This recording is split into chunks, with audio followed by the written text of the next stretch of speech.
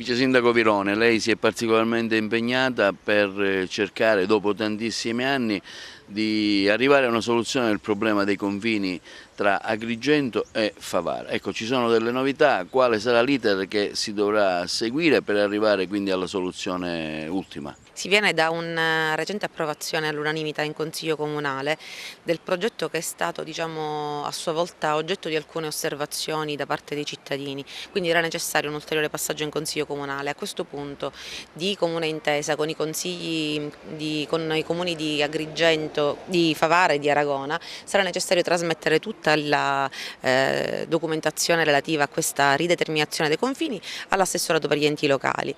E quindi la palla passa adesso alla Regione, noi anche con il contributo importante del lavoro svolto dalle precedenti commissioni della scorsa legislatura siamo riusciti un po' a disincagliare questa vicenda da note pastoie burocratiche che durano da oltre 20 anni e che hanno creato spesso anche delle contraddizioni di non poco conto, anche sotto il profilo fiscale, tributario, per cui si va verso adesso un momento di maggiore certezza e chiarezza che l'indizione del referendum a seguito della formulazione del quesito da parte della Regione riuscirà in qualche modo a sciogliere, a definire. Pertanto il 2018 dovrebbe essere l'anno di riferimento per risolvere questa questione vecchia.